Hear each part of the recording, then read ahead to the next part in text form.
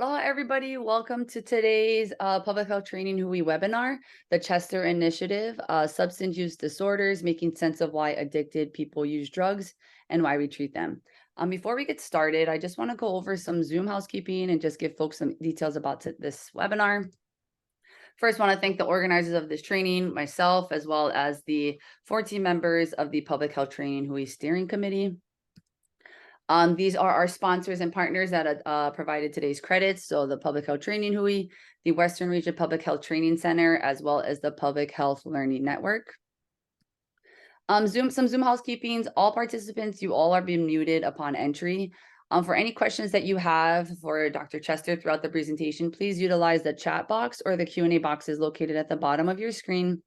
And this meeting is being recorded and will be shared on the Hawaii Public Health Training Hui's YouTube channel, as well as shared in a link in a Mahalo email to you folks following this training. Continuing education credits that have been approved for today. We have CHES, registered dietitians, licensed social workers, substance abuse counselors, as well as prevention specialists. In order to receive your your CEs, of course, register and attend today's training. Following this webinar, I will be sending you folks an email with the evaluations. Please complete your evaluations by next week, Wednesday, so I have you listed and can distribute certificates of attendance that will be mailed out on Friday, October 6th. For folks that are calling in, you can please email me, makamai@hiphi.org with your name and phone number so I can have you down listed to receive an email. And anyone that are missing certificates, please email me 2 weeks after the training. So that way I know that to get you your certificate. Before we get started, I'd like to introduce our guest speaker. Dr. Chester is a board certified by the American Board of Preventative Medicine, as well as the American Board of Physical Medicine and Rehabilitation. Dr. Chester treats a wide range of medical issues like substance abuse, drug and alcohol addiction, opioid addiction, and pain. He helps people with muscle and nerve problems like numbness and tingling, and he can perform osteopathic adjustments and administer injections to reduce pain. After obtaining his Bachelor's of Arts degree with a concentration in biology from Brandeis University in 1992, he earned his doctorate of osteopathic medicine from Rowan University, New Jersey School of Osteopathic Medicine in 1996. In 2000, he completed his chief residency in New York City's Mount Sinai School of Medicine, which is now known as the Icahn School of Medicine at Mount Sinai. Since January 2002, Dr. Chester has been in private practice on the island of Maui. So I would like to hand it over to him to present to you all. Thank you. So I'd like to introduce myself briefly. That was a lovely introduction. We're going to concentrate on addiction, and which goes by several different names. But I'm going to present to you at first about stigma and a little bit of neurobiochemistry. Don't be alarmed. We'll make it short and simple. Then we'll talk about alcohol and what we call alcohol use disorder. We'll concentrate on opioids after that. And then we'll talk about a few other substances and some closing remarks. And then we'll leave it open for questions. I'm going to ask you if you have questions or comments along the way, try to save them for the end. We find in the past that some of those questions get answered further into the talk. So if you are medically related, you'll enjoy some of the technical things, I hope. If you're not very much into the medicine world, but kind of want to have an idea, just try to grab some of the basic concepts, maybe some of the words that you've heard, and in a very general way, just see where they may or may not be used, medicines be used, so that when you get questions, you'll have some idea what people are asking about. I'm going to share my screen and we are going to start the show.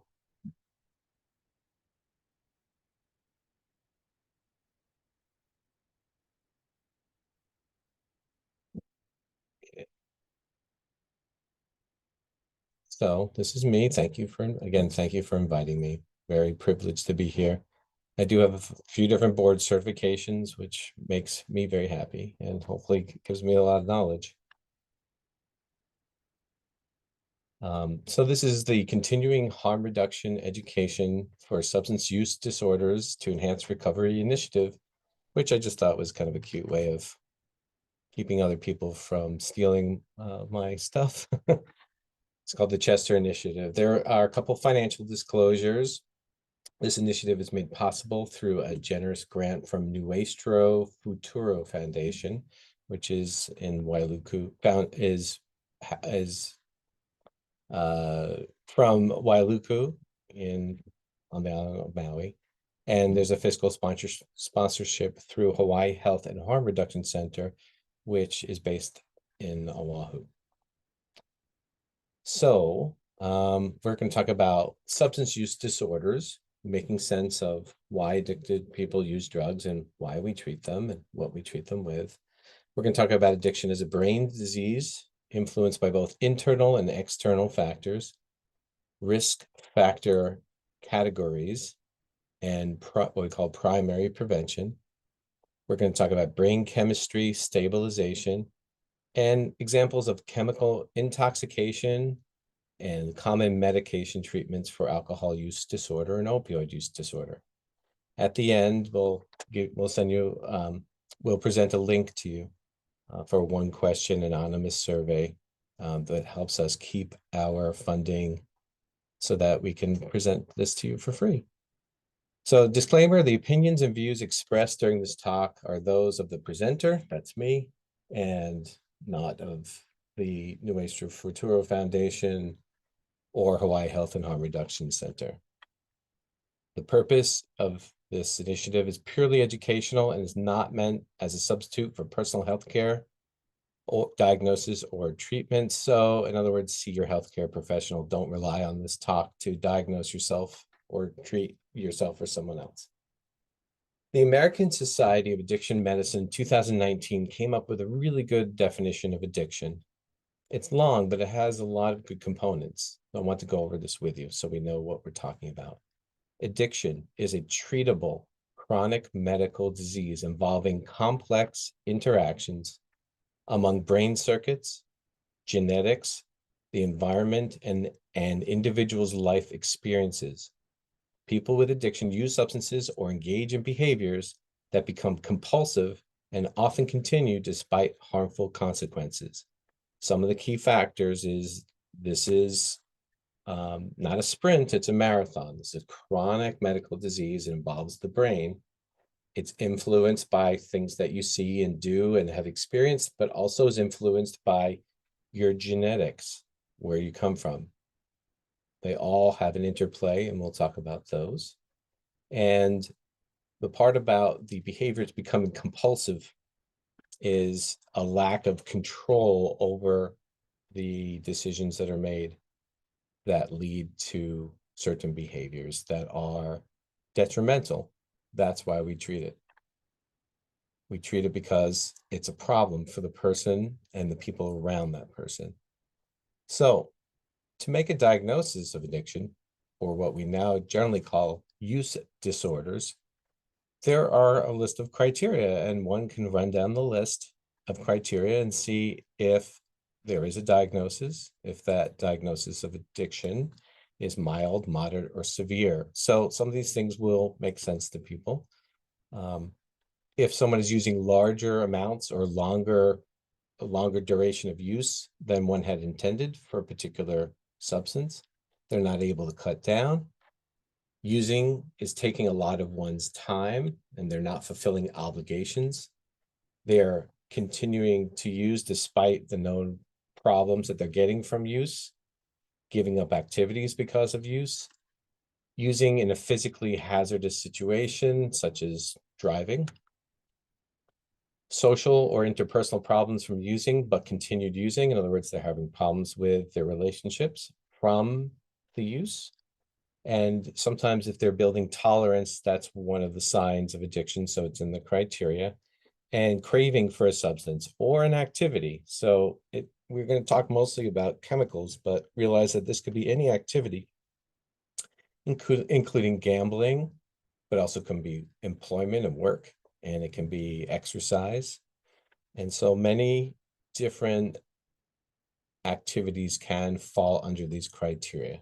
And they've made the criteria that you can apply it to any of those activities. So we talked a little bit before, let's go a little deeper into addiction and the overlapping risk factors.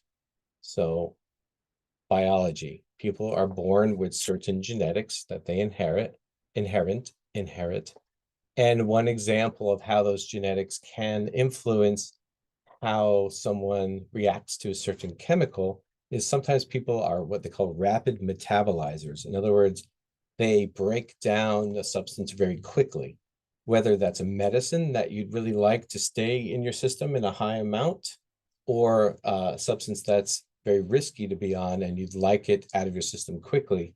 Some people, because of their genetics, because of their genes, will have a different reaction, a different level of intoxication, or a different level of therapeutic helpfulness from a certain medicine based on their genes. Epigenetics is a fancy way of saying how the genetics are expressed. So the genes may be there, but they may be very quiet, or they may be very expressive. They may be very active. And so epigenetics is another way that we explain why some people will be more susceptible to addiction and some people might be less susceptible to addiction.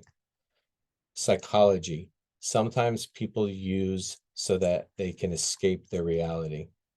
And some people use because when they use, they do feel that they're engaged, that they're a part of society, that they are back to their normal feeling. So psychology, some people use to escape, and some people use to reconnect with others around them. Sociology.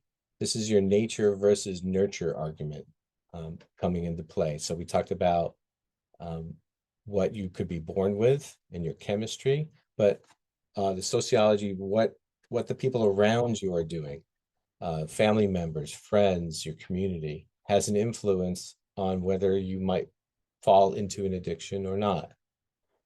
Spirituality. Sometimes when people have certain levels of involvement in religion or mutual help groups or higher power in general, they become less susceptible to addiction or better able to keep it under control. That's not overall deal breaker one way or the other, but that has a major influence on people's risk for having active use addiction and for relapse. And then there's simple exposure. So let's say that there's no one in your family that has any genetics for generations back. Psychologically, you're well adjusted, you're in a good place in life, things couldn't be better. Sociology, the people around you are not using drugs and very clean living, right? Exercise and diet, and they're getting enough sleep, and they're not very stressed.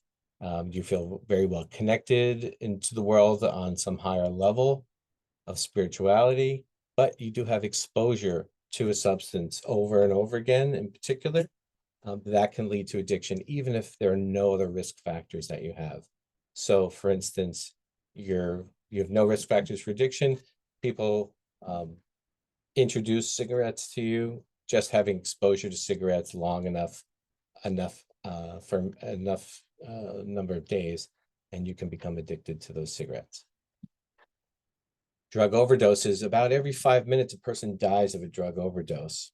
And only about 6% of people that would normally meet the criteria for addiction actually get treatment. So we have a long way to go. And the reason that we're having educational talks like this is to try to decrease the number of overdoses and increase the number of people who are getting the help, getting the treatment that would help their lives be better. One of the barriers to getting treatment is stigma. And there are 3 types of stigma: public, personal self-stigma, and patient label avoidance. So we're going to go through what that means. Personal self-stigma is when an individual becomes aware of the negative beliefs about a certain illness and then internalizes these beliefs and applies them to themselves. patient label avoidance is referring to when a person is a person's reluctance and makes an effort to distance themselves from a label, such as the label of a diagnosis. So if people do not want to associate themselves with a term like addict or addiction, they may not go for treatment because of this type of stigma. Patient label avoidance. So why do people want to avoid these kind of labels? Because there's an outdated concept that addiction is due to weakness or some sort of moral failing. We know that's not true by today's standards. We understand addiction to be neurobiological, but there is this perception that the label is somehow still socially unacceptable, and to avoid that label, people may avoid treatment. It usually relates to mental health disorders, right? So the outdated thought is that there's a personal weakness or poor character, and that's why people have fallen into addiction. We now know that's not true, but we do know that that stigma is still a barrier to successful treatment outcomes. So one of the ways to try to reduce that stigma is to use non-stigmatizing words, neutral words that don't make people feel worse. So how many inappropriate words can you name? Addict, user, drug abuser, junkie, alcoholic, drunk, lush. Even medication-assisted treatment has a negative connotation to it, MAT. Drug test, clean, dirty, pass, fail, drug baby, pothead, icehead, crackhead. These are all words that don't help. They don't help the person. They don't help society. They only make people feel worse when they either hear them or they themselves use them for referring to themselves.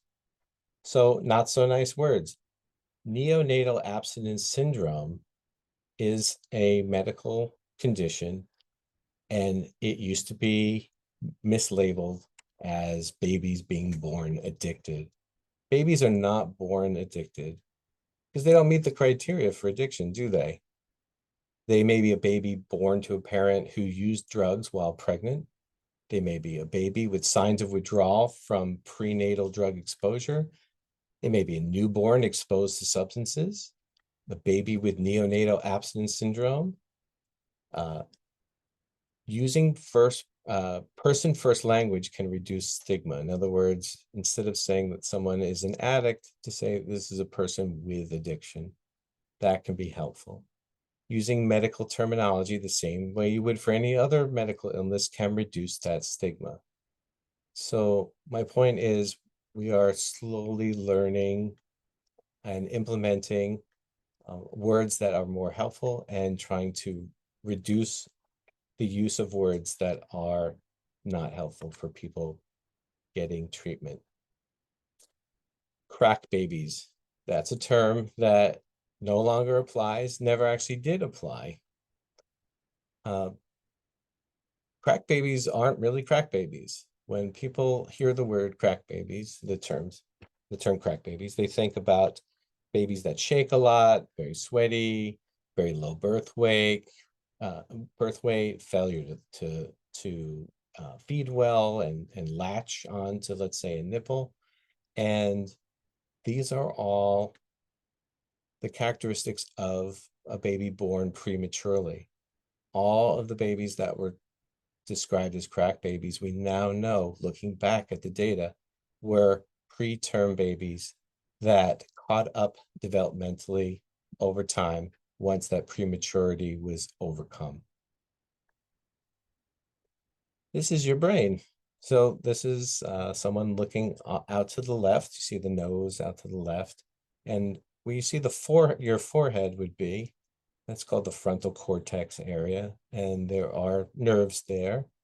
And those nerves get fed information from many places, including a place in the deeper part of the brain called the VTA for short, ventral tegmental area. And drugs tend to hit that area. They go to other areas, but has much of drug effects happen in that VTA area, and that's where dopamine gets made. It pushes out a lot of dopamine, and those dopamine levels rise up, and they hit different parts of the brain, including the think it through part of the brain, which is that frontal cortex area. So when talking about the limbic reward system, this is one of the pathways where brains make sense of what's happening inside and outside them, and what gives them a sense of satisfaction, a sense of pleasure, a sense of motivation, sense of reward. And so when drugs come in, they disrupt this pathway. Another way to look at this is a diagram where that deep part of the brain where the drugs generally go is what the part of the brain that deals with reward, memory, pain, and that will disrupt that area and give signals off to the judgment area of your brain and movement and how you feel things and your vision and coordination. It'll influence it and therefore influence your behavior. So the reason that I'm bringing this up is because many drugs of use, of misuse, of abuse, of addiction tend to go to that deep area. And that is also the area where a lot of the medications go that we give people. So another diagram, still the same thing with your nose out to the left side of the screen. You have that ping pong ball area of colors jumping around in that deep part of the brain.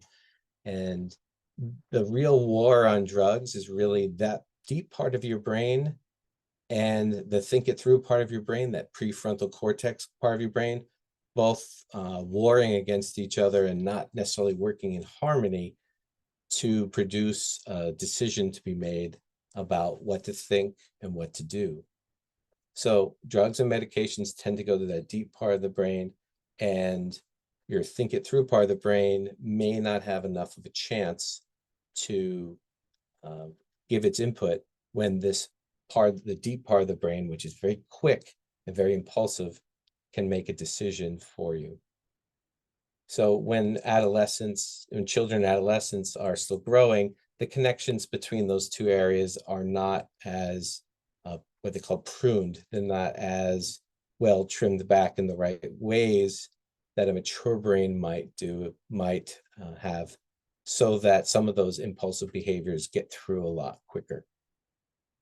So dopamine, you can think of dopamine as a motivation chemical, and certain things in that NAC, there's certain things in a deep part of the brain will increase dopamine levels. So food will bring it up by about 50% from its baseline.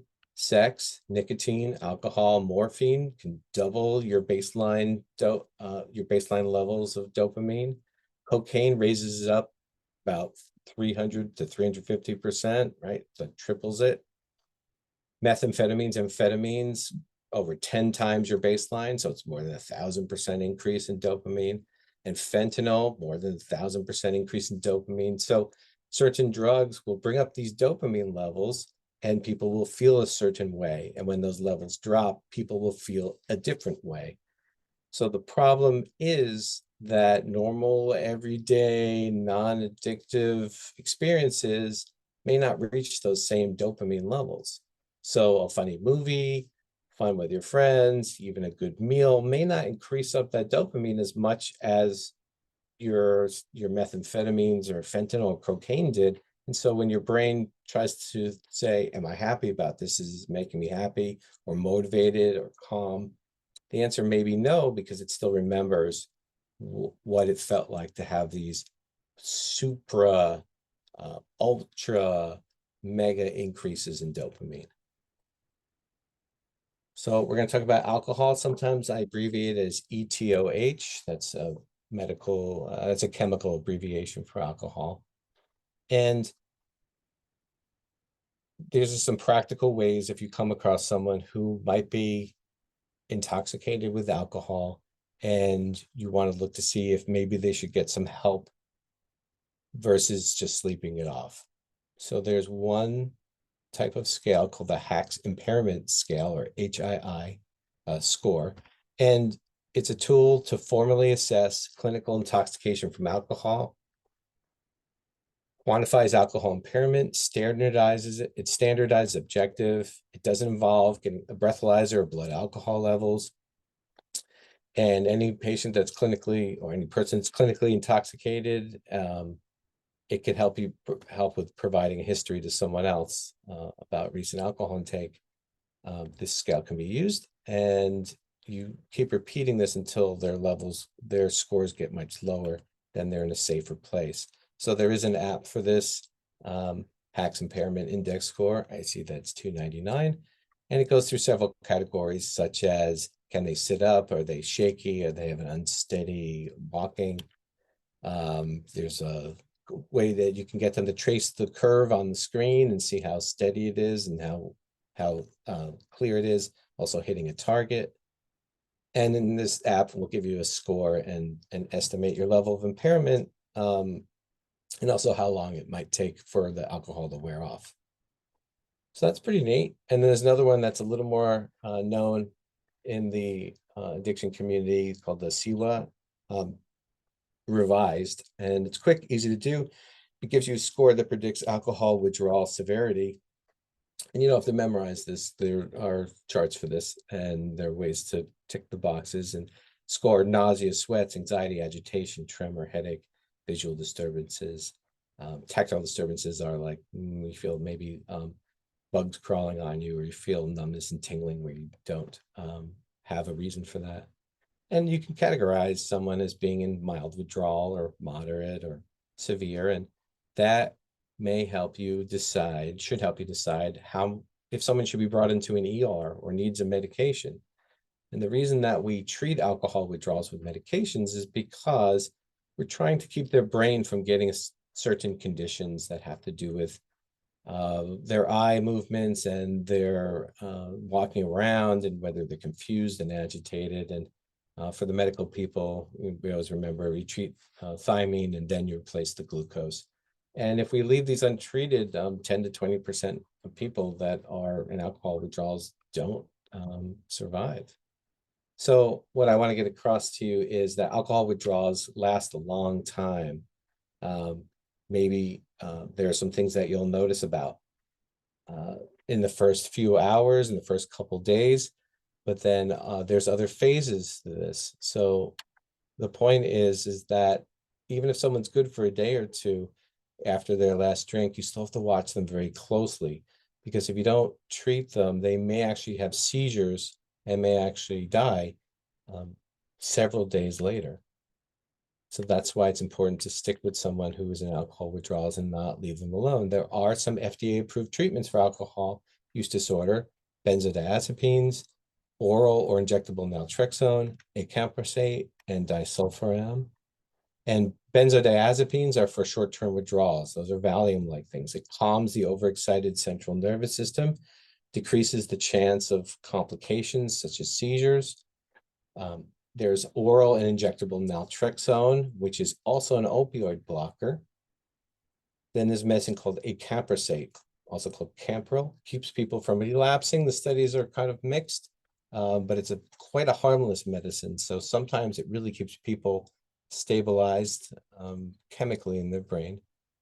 And there's a medicine called antabuse, which people generally know because it's been around for a long time. And that's the one that makes you feel sick if you drink any alcohol. But also we see this sometimes when people inadvertently use hand sanitizer or certain antibiotics or mouthwash that has alcohol. So you have to be careful if someone is on antabuse that they don't get alcohol from a less than obvious source. Still can have an interaction. Let's see, I have a little work to do on this slide, but non-FDA approved treatments for alcohol use disorder. What I wanted to get across is there are a lot of different categories of medicines that we use to help people stay better treated or off alcohol completely, or at least lower levels. Some of them are anti-seizure medicines, and there's a list there. Some of them are for treating spasticity. Some are to block the flight, fright, or freeze that people get. That's that sympathetic nervous system. Some of them treat nausea. Some of them are antidepressants. Some of them are actually tobacco treatments, like Chantix has been found for certain people to help them with their alcohol. And I put on here about Wegovy because it's a weight loss medicine that's been in the news a lot. We're finding anecdotally, meaning we haven't quite done all the full studies yet, but it looks like people who are on that also tend to lose their desire for certain other substances, non-food substances like alcohol and tobacco and maybe some other ones. I want to shift gears a little bit more specifically to opioids. And what I forget to do sometimes, so I made a slide, is to list what we actually mean by opioids. So fentanyl, heroin, oxycodone, Percocet, Endocet, OxyContin, morphine, codeine, hydromorphone, also called Dilaudid, hydrocodone, which brand names are Vicodin and Norco, methadone, also called Dolafine, buprenorphine, which is a medicine that people might hear about by brand name, Suboxone, Subutex, Sublocade, Butrans. These are all different medications that have the main ingredient of buprenorphine. It is an opioid itself. I want to talk a little bit about trends. What we're seeing in Hawaii is mixtures of chemicals together. Fentanyl in everything, whether it's cocaine, whether it's methamphetamines, whether it is in a pill form that is made to look like Xanax, whether it's in a pill form that's made to look like oxycodone. We're basically finding that fentanyl is being mixed with other substances, and there's more and more fentanyl in the drug supply of anything. So you probably can't see it too well, but the lethal amount of fentanyl, that's the little white powder that's next to the penny. And if you can barely see it, that's the point. It's very difficult for someone to really regulate how much they're using of something that's so tiny, that such a small change in the amount can lead to overdose and death.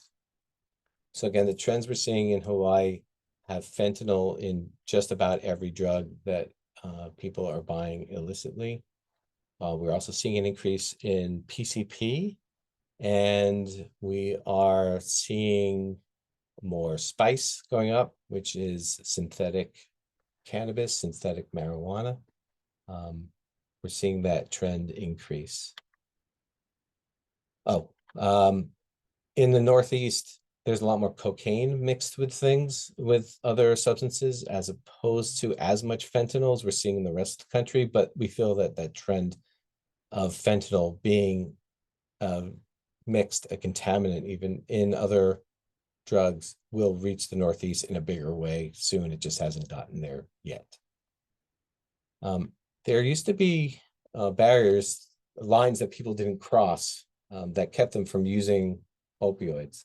One was I could never stick a needle in my arm. So there are different ways to take an opioid into the body. When you could eat it, but the liver gets to it first and generally doesn't give the big rush and the big high that people might be looking for. It doesn't have the effect in a big, quick way.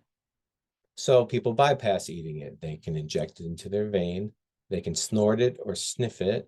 That gets right into the blood circulation. Sometimes they refer to the olfactory nerves, which are your nose nerves, your nerves that help you smell things, as the highways to the brain. So it's a very quick route, very quick from taking it in to the brain. That's why a lot of people snort and sniff drugs. It can be injected into the muscle. It can be what they call skin popped, which is under the skin and not quite into the muscle. Sometimes that's utilized when people can't find a vein. It can be put under your tongue, into the veins under your tongue. That's how buprenorphine gets in generally when we use it as a medicine. And it can be a patch on your skin. So FDA approved treatments for opioid use disorder, naloxone, which is Narcan, oral injectable naltrexone, which we talked about with alcohol use disorder, right? Because it's an opioid blocker, but sometimes we use it for alcohol and sometimes we use it for opioids and sometimes we use it for both. Buprenorphine is Suboxone, and then there's methadone. So naloxone, also called Narcan, that's the brand name. We use it because it works. It reduces opioid deaths about 10 to 20%. There are Good Samaritan laws in place that helps people do things that they normally may not want to take a chance doing. Good Samaritan laws have decreased overdoses by 14%.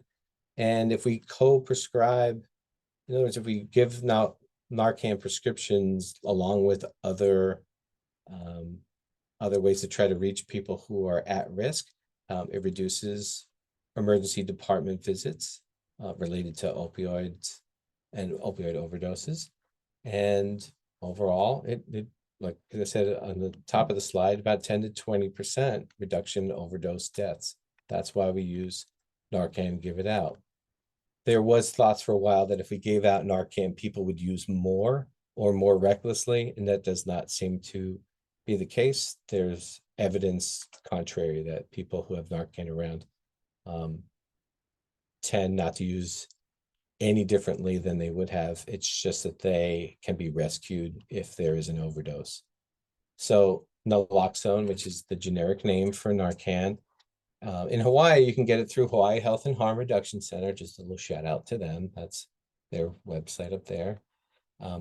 It does come it's a nasal spray, and you give one in each nostril, and it comes in different doses. So there's a 2 milligram nasal spray that we used to use. That's not around much anymore. There's a 4 milligram nasal spray. That's the standard one. They do make an 8 milligram nasal spray, but I haven't seen it around too much. Do you give a second dose or do you give people oxygen? We'll talk about that in a different slide coming up. But the idea is to try to reverse the grip that the opioid has on its receptor, in its parking space, knock it off for a little while and help bring people back up to life. So if you've come across someone who's overdosed and you think they've overdosed, and if you're wrong, then Narcan won't do them any harm. But you can call poison control and they can take you through how to do this too. It's on all the labels of the Narcan spray. Spray it, you spray it, you don't let them leave because it's just a temporary thing. You've only temporarily knocked the opioids off their receptors, out of their parking spaces, and then they're going to go back. So in a couple hours or so, they tend to start to nod out and essentially look like they're overdosing again, because they are overdosing again. So if they're not opioids, it doesn't give you a problem, and you never give yourself Narcan. If you're awake enough to think, do I need Narcan? You don't need Narcan. These are people who are out cold. And so there's some new laws in Honolulu that are requiring Narcan to be in bars, and that'll be spreading to other places where they'll keep Narcan around any place where there is a potential overdose. And so bars is one of those places. It'll be in all the schools in no time. This is a very busy slide, so let me just explain what I mean. This is more for a reference later on for people who are going to look back at this recording.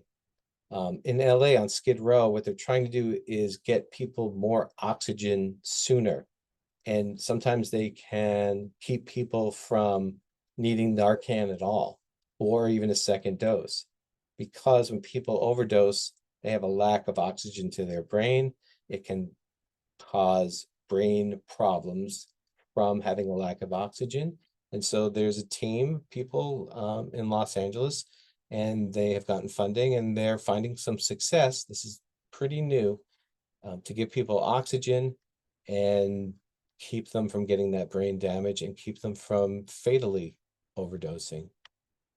And so the steps they recommend are dose of Narcan, start a timer so you know when to give the next dose. But between the first dose and giving a second dose, pulse oximeter, that's the little thing that goes on people's fingers to measure their oxygen levels and their heart rate. And you make sure that their airway is good and open so they can get oxygen in and out of their system, oxygen into their system, they can breathe. And then sometimes they take a device and they put it in their mouth to try to keep their tongue out of the way. And you give oxygen through a mask. And they've watched the color come back into people's faces. And when they come back, they give them trophies. They give them Narcan to take with them. They give them clean pipes and syringes, condoms, wound care supplies, other harm reduction supplies. In other words, they give them items that will make them safer even if they are going to continue using. So what works from a prescriber's office? Using motivational interviewing, like, come on, you can do it, just got to try harder. That doesn't work. The medications have been shown to work. So naloxone, naltrexone, buprenorphine, methadone, whichever combination is available to people, alone or in combination. Some of these are given to people in combination, like we give people Narcan prescriptions, even though we may put them on buprenorphine, which is Suboxone. And sometimes we give people Narcan prescriptions when they're at the methadone clinic. So decrease in mortality, improve quality of life, increased employment, decreased emergency department visits, help with outcomes with HIV and hepatitis C. These have all been proven to be helpful if one gets medicines to help them with opioid use disorder. Buprenorphine, which is Suboxone, there are different ways to get people onto it. One can use a microdosing or small amount method, which overlaps with them still using whatever they had been using, whether it's fentanyl or heroin or OxyContin or methadone. And then there are other ways to get people onto Suboxone. And one way is to blast them with a high dose. And that's done generally in the emergency department. If you mix it incorrectly, if the timing isn't right, you will precipitate withdrawals. You will give them worse in withdrawals than if they had just gone without an opioid. And if you're in the ER, it's very easy to treat those precipitated withdrawals. If you're not, it's very difficult to treat that. So the thing about fentanyl is when used in anesthesia, for instance, it's a quick medicine in and out. But when you're talking about illicit fentanyl, the half-lives are longer, meaning it sticks around the body longer.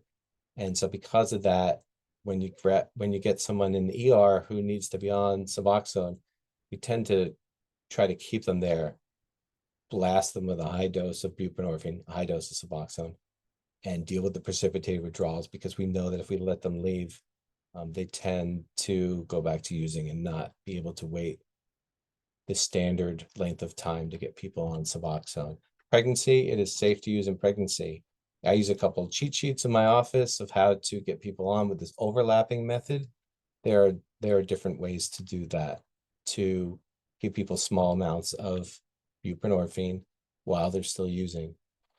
So when people overdose on fentanyl, sometimes it's because the breathing centers are affected and their breathing centers shut down to the point where people stop breathing, and their centers that keep the parts of their brain that keep their heart beating tend to slow down, and maybe their heart stops beating. That's what we're trying to avoid. Sometimes when people use fentanyl, that process is not the reason that they've overdosed. Sometimes there's something called wooden chest syndrome, where parts of the brain that control muscle tightness tighten up make muscles tighten up very quickly, and people can't actually physically breathe because their chest wall doesn't expand. And this is sort of the details of that. But so sometimes when people overdose, it's not on purpose, and sometimes it's because there are two different ways that people can fatally overdose on fentanyl and other very powerful opioids. So again, fentanyl is in just about every illicit drug that people buy. And so we have to be very aware that there's generally fentanyl in everyone's system who is buying cocaine or methamphetamines. So the mother study, this is buprenorphine or methadone for pregnant women, using either one, reduced requirements for the newborn to try to stay out of withdrawals, which we generally have classically treated with small amounts of morphine.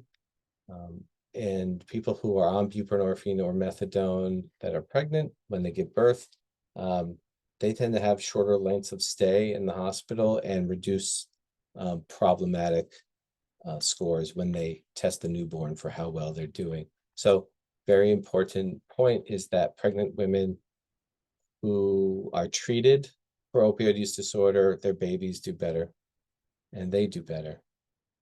Some common questions that people get out in the community about methadone. Don't people abuse methadone? The answer is yes. Some people abuse methadone, but the good that it does outweighs the negative the negative effects that methadone has as a treatment for opioid use disorder. Isn't methadone withdrawals worse than other opioid withdrawals? It can be longer and it can be more harsh if not done correctly. But I've taken many people who have been on methadone down slowly to minimize the withdrawals. It can be done and not be that harsh if it's done correctly. If done on their own, people will very likely have a very severe withdrawal. What if I need surgery? Methadone, people who are on methadone can get surgery and effective pain control if the people in the hospital are aware of how to work with someone who's on methadone. It is a Schedule II substance, which means it's highly regulated. Isn't it new? No, it's been around since the 1920s, 1940s. Yeah, 1940s. Do I need to go to a methadone clinic? The answer is for addiction, you need to go to a methadone clinic. There's some legislation that's being proposed to allow methadone to be prescribed out of a doctor's office for addiction. That has pros and cons that may or may not go through. Methadone for pain can be prescribed out of a doctor's office. Methadone for addiction needs to go through a methadone clinic. Currently, that's the law.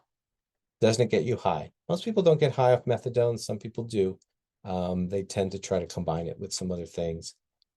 Generally, people on well-treated doses of including methadone doses, well-treated for opioid use disorder with methadone, generally don't feel high at all. They just feel sort of normal. Why not just buy it from my dealer? Because you don't know exactly what you're getting. You don't know if there's fentanyl in there too. You don't know if you're exactly getting methadone. How long do I stay on it? Generally, we're talking about months to years for most people. If they do a quick detox using methadone, they generally relapse pretty quickly. Will it show on a drug test if I go for a job? The answer is it can if they test for it. They don't always test for methadone, but if you're supposed to be on it and you're on it, it will show on the drug test. And if you're not supposed to be on it because you're not prescribed it and it shows on drug test, it can be a reason why you might lose a job or not get a job. What if I'm pregnant? So hopefully we answered that before, that if you're pregnant, methadone is a very safe option for people. We tend not to detox people from opioids during the first trimester or third trimester because there's a higher rate of miscarriage if we do that in the first trimester and a higher rate of preterm labor, babies born early if we do it in the third trimester. So we tend to keep people on a steady dose if they become pregnant. Buprenorphine, also called Suboxone or Subutex. Suboxone is a combination product. Subutex is what they call a mono product. It only has buprenorphine in it. For all intents and purposes, consider it, if you're not familiar with it, consider them all the same. Tablets, films, strips, they have pros and cons. The films are easier to dissolve. They're also easier to smuggle because they are thin. The films are more difficult for some people to manage because if you get them a little bit wet, they'll stick to your fingers before you get a chance to put them under your tongue, which is how they are taken in. The tablets can be crumbly. Some people prefer one over the other. There are pros and cons, like I said, to both. The films are individually packaged in waterproof packages. So out here in Hawaii, for people who may need to keep their Suboxone in their board shorts while they're in the ocean, they don't get wet that way. So some common questions about buprenorphine. Does the naloxone and the Suboxone matter? Generally, it doesn't. There are some nuances to that, but in general, it doesn't. Don't people abuse buprenorphine? The answer is yes. You can misuse or abuse just about any substance, and buprenorphine is one of them. The number of people that abuse them is very low compared to the number of people that are helped by them. Isn't buprenorphine withdrawals worse than any other opioid withdrawals? No, they tend to be longer. They're less harsh, but they tend to last a longer period of time. What if I need surgery? People on buprenorphine can have surgery successfully.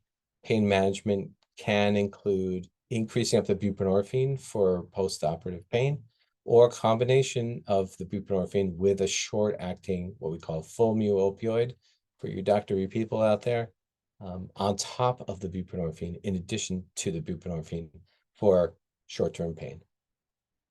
It is a Schedule 3, so it's not quite as regulated as methadone is.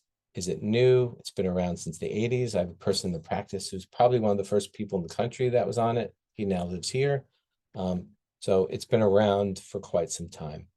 It tastes terrible. The answer is yes. People describe that all the different forms of it taste terrible. People have tried many different ways to get around that, but doesn't seem to change the terrible flavor. Does it get you high? It can. Initially, especially when you first start on it, can get you high for a few days. Not very, very, very high, but a little bit of an elevation of mood, but that tends to go away pretty quickly. Why not just buy it from my dealer? Again, you don't quite know what you're getting. How long do I stay on it? Generally months to years. If people are on it for shorter than that, they tend to relapse. So these 3-day detoxes and 2-day detoxes and 7-day detoxes, they tend not to work long-term in keeping people off other opioids. Will it show on a drug test? Yes, if they test for it, which they generally don't. It's a little more expensive to test for it. But if they do and you have a prescription for it, you're supposed to be on it, it'll be read as a normal drug test if it's a pre-employment or post-employment toxicology test, what we have called in the past drug tests. What if I'm pregnant? Very safe to use during pregnancy, and like we talked about before, better for the baby. And let's see. Didn't they give that to my dog? The answer is yes. We use buprenorphine as a pain medicine as well as an addiction medicine. And as a pain medicine, it's used for veterinary surgeries, like for dogs and cats. So, yep, that's the same medicine. A little bit about other substances besides alcohol and opioids. Prednisone, testosterone, other steroids. This is a growing concern. There are people who use steroids for performance enhancement. So it could be to build bigger muscles, to lift stronger weights, to be able to do more things in a sporting event. And for prednisone, sometimes people get a little bit of an elevation of their dopamine from it, and they get sort of a euphoria, good feeling from it, sort of a motivational feeling from it, and they fall into the same criteria as someone who is utilizing a different substance like an opioid or alcohol or a stimulant. Cannabis intoxication, just wanted to talk a little bit about some of the cons of using cannabis. One is hyperemesis syndrome. The THC content in cannabis has gone up over time, mostly due to demand. And that's because people who use regularly can build up a tolerance and need stronger levels of cannabis. Those higher levels of cannabis can induce vomiting, nausea and vomiting, kind of the opposite of what people usually think about using cannabis for when it comes to nausea. So because there's a good chance that cannabis that's quite strong, which is much more common these days, can keep your nausea and vomiting going in a cyclic way, just over and over and over and over again. One has to be aware of that because it was never until much more modern times that people would go to an ER after smoking too much pot, right? They would just sort of fall asleep and fall into the couch, and that would be kind of their evening. People are winding up in the ER because of these uncontrollable episodes of vomiting, and also sometimes leading to psychosis where people just have this loss of reality. So cannabis is not as benign as one might have thought it was years ago. Z drugs, just briefly, we're talking about like sleep medicines in particular. They're very similar to benzodiazepines like Valium type Xanax things. These are things like Ambien.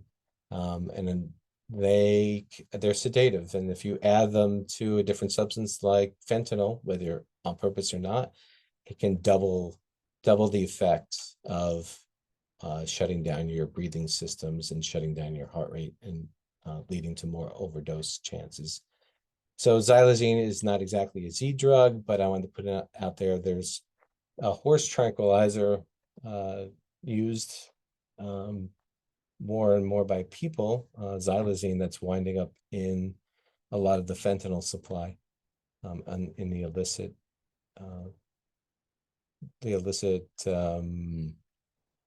drug supply that's out there in the US in particular. So xylazine with an X. Gabapentinoids is a different category of medications. That's Neurontin, gabapentin, Lyrica. They have been implicated in overdoses, whether they're the cause or they're part of what people are using to try to enhance their opioids, because it can help keep opioids up in a higher level in people. So gabapentinoids, we find those in about, I believe, a third of overdoses. There'll be some type of gabapentinoid found in their body at autopsy. Dissociatives, hallucinogens, more and more being used in therapy. Probably in the next few years, you're going to see psilocybin and DMT and MDMA used legally, therapeutically in more and more places around the world. A lot of times there's talk about a team to go out if someone has taken a large amount of hallucinogen to help talk them down off their intoxication from hallucinogen. Generally, people don't die from hallucinogens directly, although they can have some risky behaviors because they're not really connected to the world. But hallucinogens, we're probably going to see more and more of that around as it's used in a therapeutic way. A different category of medicines: methamphetamines, amphetamines, cocaine, crack. Freebasing is freebase is one way that cocaine can be chemically changed. Nicotine, combustion versus freebasing. Combustion is cigarettes. Freebasing is e-cigarettes. You are freebasing nicotine when you are vaping. I'll just go back a little bit and just say there's been a trend up in vaping in the US over time, especially in younger people. It's been shown recently that, although not regulated, that vaping is one of the ways that seems to work very well for getting people off tobacco. That's if anyone wants to look that up, that's a recent Cochrane review. The problem is twofold. One is we don't know those chemicals that are in there. We don't know long-term what they'll do to an individual. We assume they won't be good and healthy, but we don't know for sure.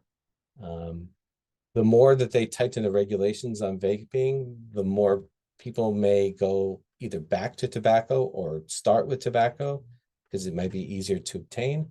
The problem with that is it takes a lot of tobacco products to reach those same levels of nicotine that vaping provides for people. And so we may actually be throwing people back into tobacco where we weren't before, and that may lead to more problems, tobacco-related disease problems that are pretty well established. So when it comes to addiction, or what we call use disorders, treatment adherence, what we call compliance, and the success rates are about the same as they are for other chronic medical diseases, whether it's high blood pressure or diabetes, other long-term, it's not different than that. So when we talk about success, failure, we talk about meeting treatment outcomes, we have to look at it in a long-term way. Is success when it comes to addiction, no relapse for 6 months, 3 years, 20 years? Is it a reduction in the amount that people are using? Is it successful if we get people to milder forms of the same substance they were using, less potent forms, less dangerous levels of use? That's a concept called harm reduction. And I mentioned before about using the oxygen for people who've overdosed, and they get these trophies at the end, and some of the trophies seem to be things that we don't really want people to use, like pipes and needles and syringes and things. But what we found with several conditions, including substance use disorders, that if people are going to use, that it's better for them and the people around them if they use more safely, if it reduces the problems that they have, whether those are infection problems like hepatitis C or HIV, or if they're sharing certain devices like needles or pipes to help other people from becoming infected, for instance. So harm reduction is a major movement where we're not talking about abstinence only, which sounds great. But if we can get things under better control for people, not as risky use, then that may be a very legitimate level of measure of success.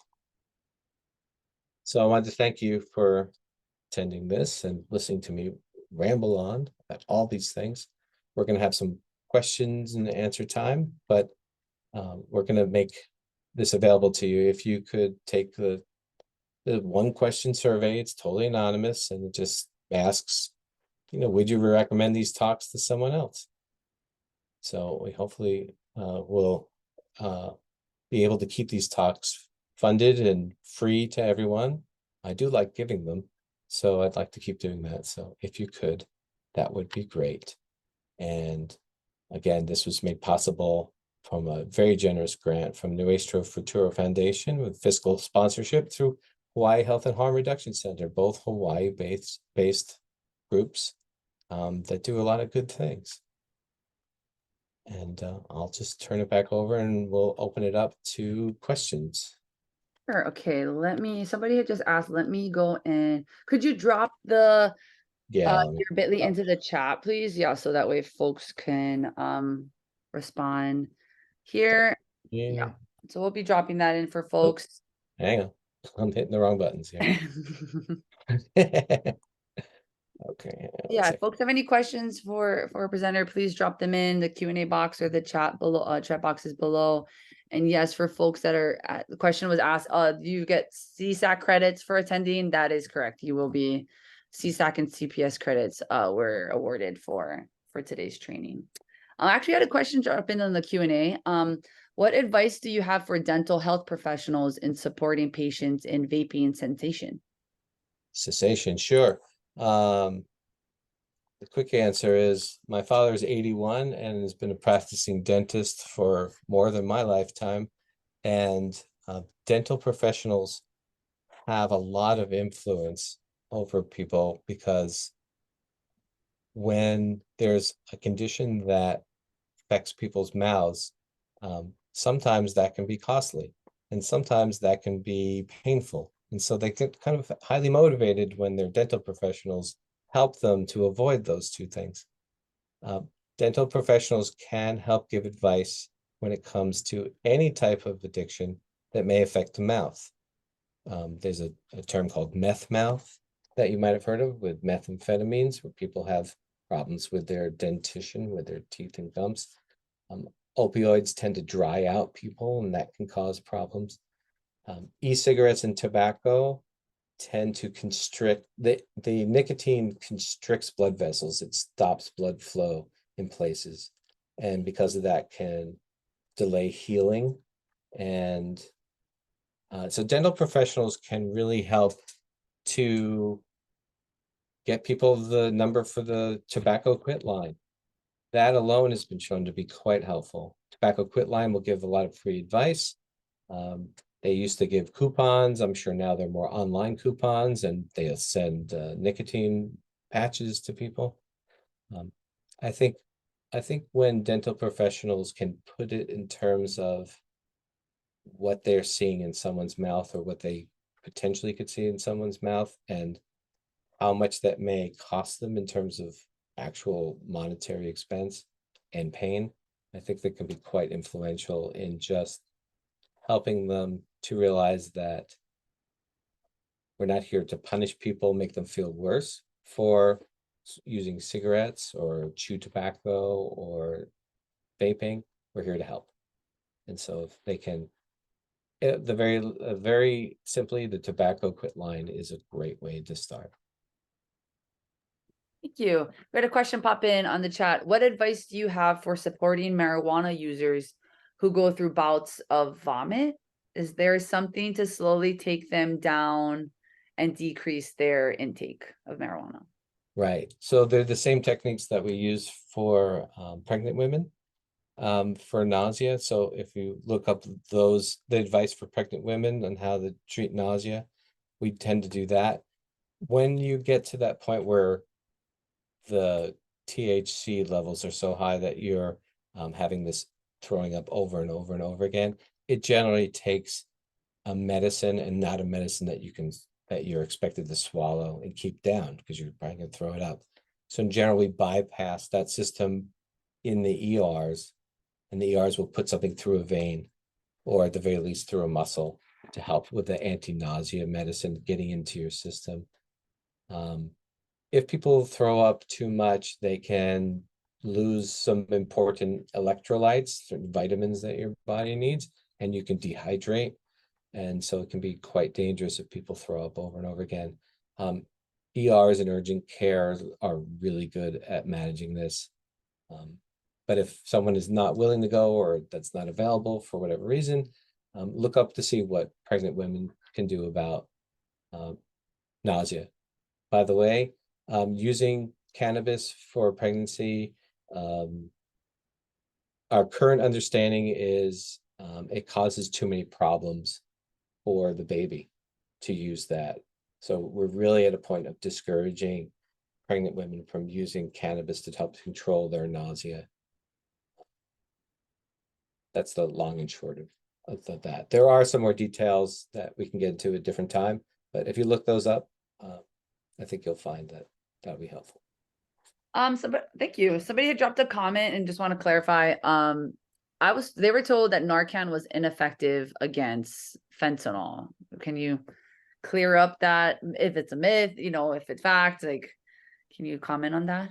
Sure. Fentanyl is so strong that it takes more Narcan to work. So it's not that it's not effective, it's that it takes more of it to really work. And the problem is sometimes there's not enough Narcan around in a particular place. So Narcan does come as a 2-pack, but sometimes it takes 3 doses or 4 doses to overpower the fentanyl. So it is effective for fentanyl. It's not effective for non-opioids. So it's not effective for xylazine. That's the horse tranquilizer. It's not effective for Valium. It's not effective for methamphetamines. It's not effective for alcohol. So it's only effective for opioids alone. And then just kind of like couple on that. So there we had another question that came in alignment. How do you identify if someone who has an opioid overdose where you might need to use Narcan? I think this person is speaking as if they're a non-medical professional. Yeah.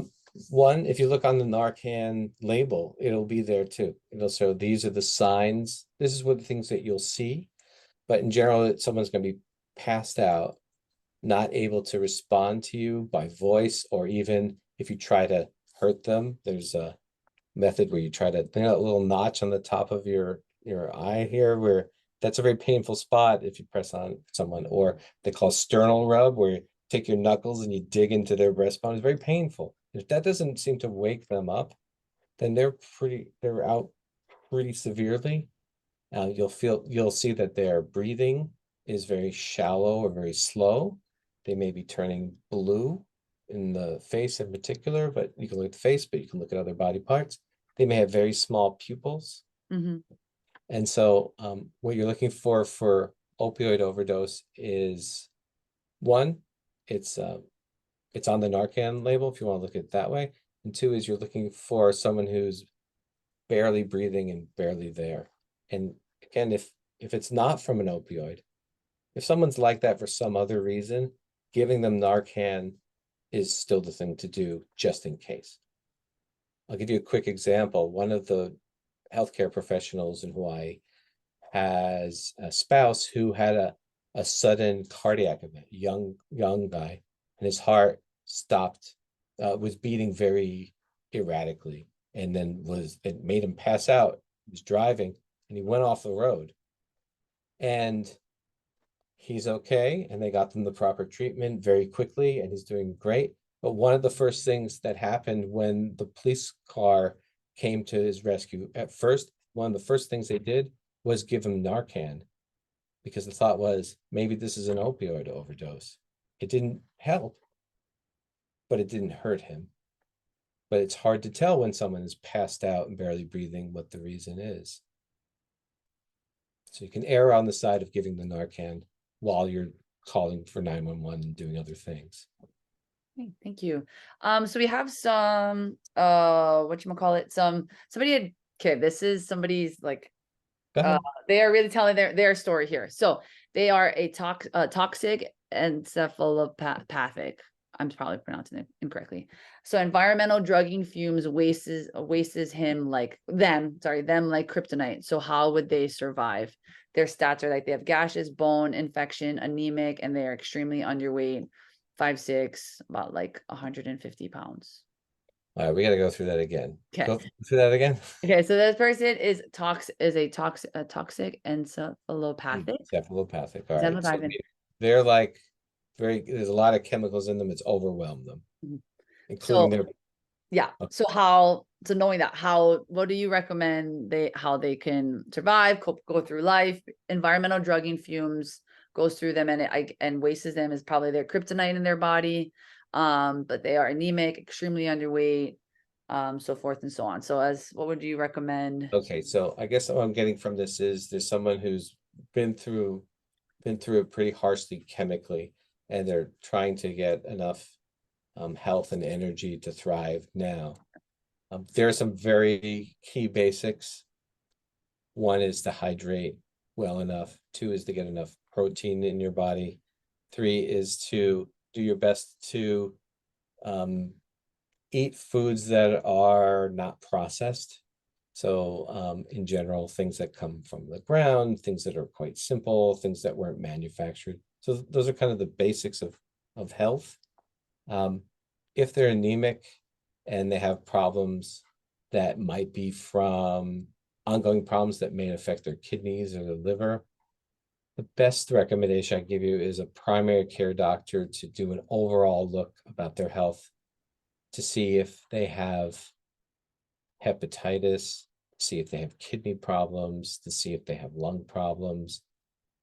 There are some really good screening tests that are done by every primary care provider, and any inkling, any feeling off in any way, the idea is to catch something much earlier on than later on, so that we can treat it more easily.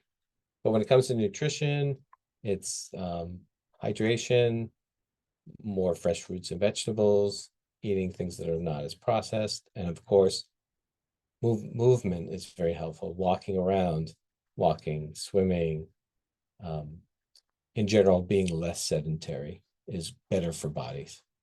I hope that answered the question. I hope that was what we were getting at. I hope so too. And please comment whoever asked that question, put in the Q&A or put in the chat box if we have answered your question, and we can always go back to it. So we had another question come in.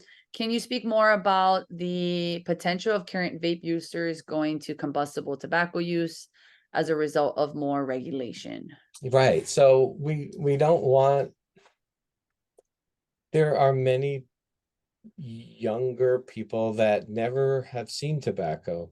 They've started on vaping for different reasons, mostly because the companies that make these are very good at swaying people into using their product, starting on it and using it. Okay, so there are people who have maybe never seen tobacco ever. They've never had any thought of using tobacco. But there's a pro and a con to try to keep the availability down when it comes to especially young people and vapes and e-cigs products, because we don't think it's going to work out for them later on. However, the less available that you do make it, the more of a chance that they, in trying to find nicotine, will find another nicotine product that might be cigarettes. We already know the dangers of cigarettes. They're pretty well established. So heart disease, lung disease, right? Circulation problems that affect the brain and cancers. We know that. So we don't particularly want to drive people back to tobacco. Tobacco's been inching its way down.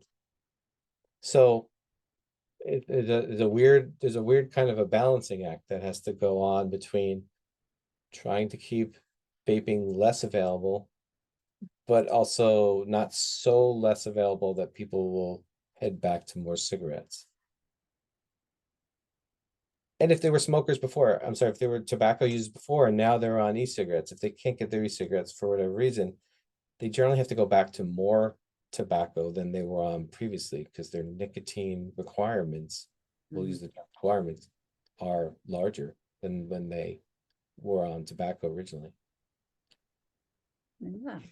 Somebody, a question kind of pop up, two questions regarding vaping. Do you know, can vaping cause canker sores? I've never. I don't know. Yeah. I think you hit on the one thing that I don't know the answer to.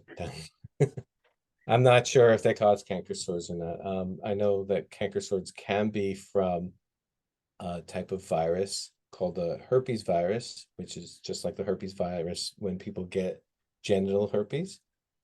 So there's different kinds of different strains, different types of herpes, type of virus. Very similar to ones that cause shingles, chicken pox, right? So there's viruses that cause different things. Sometimes canker sores are from that. But also canker sores, I believe, can be from irritation of areas that are more susceptible, that maybe there's some virus in there.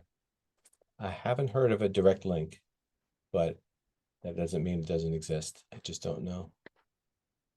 Great. Another question pop up regarding vaping. Would you mind expanding on what free basing is in regards to vaping? Yeah. So freebasing, for those of us who grew up in the 80s, we learned about it in terms of cocaine. And it's a way of chemically changing the nicotine. You're asking about the nicotine in this case, chemically changing it in a way that allows it to be ingested.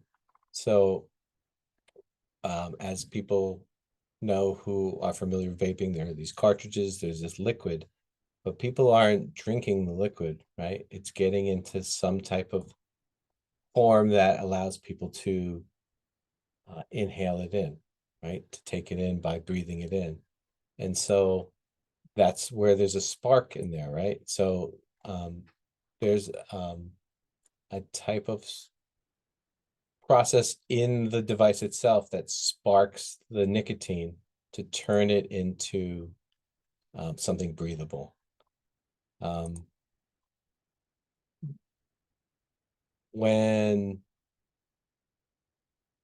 people freebase a chemical, it generally makes it more potent. And so when we saw with cocaine, going from cocaine to crack, which is freebasing the cocaine, it became more harmful because it became more powerful. If you really want to know the chemistry of freebasing, let's save that for a different day. You can actually look that up if you really want to see like how it actually happens and the acid and the base and stuff like that. But let's just say that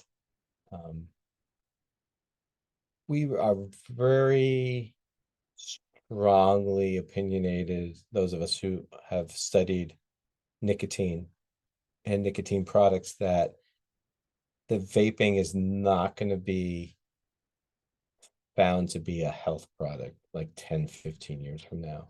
We don't know what it's going to do. It hasn't been around long enough to know 10 or 15 years later, but we don't think it's going to be good breathing in those chemicals. Agreed. Yeah. Next question that came in. They see a rising trend amongst youth of swallowing vape liquids. Have you heard of that? Can you talk a little bit more about the negative effects of this? Well, let's put it this way. People who use chemicals are usually quite bright and creative, and they are looking for a stronger effect or a different effect. And so combinations of things occur. We do know that people tamper with devices and maybe use those same devices for other things like cannabis, like THC. So we know that's not just being, it's not simply being used as intended. So are people drinking it? I'm sure they are. I don't know how pleasant that really feels or not, but I know that people get creative with this type of thing. I mean, there's something called wasping. Anyone hear of wasping? Where you take Raid and you spray it on a mirror and you let it dry and you mix it with Sudafed and you smoke it or dip your end of your joint in it. And, I mean, like people do various things with chemicals. It's not going to be great to ingest a very strong amount of nicotine in any form, but breathing it in is a quick way to get it to your brain, as we talked about before. That's why smoking of things, vaping of things, inhaling of things exists. It's quick. Yeah. Oh, so interesting. Like the things people do to get fixes, right? Like, or if that's a problem. Well, Like, I mean, look, if the brain remembers how a certain event felt and associates it with using a particular drug, it's going to look for that again. mm, It's going to look for that again for the reasons we talked about in the beginning, which is sometimes it's to escape and not think about things that are happening in reality. But sometimes it's also to stay out of withdrawals. And that's a terrible, terrible feeling for most people, to be disconnected from the world, unmotivated, depressed, fatigued. It's an awful feeling, awful enough that people will go back to using the substance that put them in that state to begin with and is causing these problems. That's the cycle of addiction. mm, So even though using fentanyl has made someone's life very, very hard, difficult, and caused a lot of problems, people come back to using it. That's the dysfunction. That's the cycle we're trying to break. Despite the problems from using, the using is still occurring. So people get desperate, and desperate people do desperate things. They do horrible, horrible, terrible things that you'd never do in your, we'll call it, normal state of mind. Steal from people they love. Terrible things. I don't want to get into all of them, but like think of like the worst things that people do to other people. They'll do that out of desperation when they're very desperate. tragedy. Okay, so I'm just looking, just want to make sure I'm looking at the chat and the Q&A boxes, just make sure no other last questions are coming in. Just a lot of praises. Mahalo, excellent speaker, very relatable. A sense of compassion comes through, some good comments coming in. But yeah, just want to mahalo you for your time. Mahalo to everybody that that attended and has really sat in, right? More. Thank very informative presentations, big mahalos. I just want to Thank you. send that all to you. Actually, we had a question come in. Oh, no, another mahalo. So Um, I'm gonna say if there are other topics that people want, in particular, we can, there's a lot of stuff that we can cover and stuff I didn't cover, and we can do that. yeah. So Yeah. if people are more specific about what they're looking for, we'll see if we can arrange for a talk and make it as interesting as possible. Yep. And please remember to put that information in the evaluation surveys. I'm going to share it with Dr. Chester later on. So, and that kind of gives us a little bit of guidance. Yeah, if we want to bring it back, we want to expand on the topic, make a series. I think this is great work. And so I just, whatever way we can get your folks' feedback on that and give us some sort of guidance would be much, much appreciated. Echoing again, great informative information, and a lot of folks can walk away feeling like they learned a lot. And so I'm glad. Mahalo to everybody that joined us for their lunch hour or whatever time zone you're calling in on. I want to thank the presenter, thank Dr. Chester for jumping on and being a wonderful presentation. Thank you to you all for joining. As a reminder, I will send you all a mahalo email that includes my survey as well as his feedback survey. Please fill those out if you can. It continues our work and it gives us an opportunity to keep hosting webinars. So thank you to you. Thank you to everybody. Happy Aloha Friday. May you go back to your communities with all this information and we can continue this great work. So goodbye. Take care. Have a great weekend, everybody. Mahalo.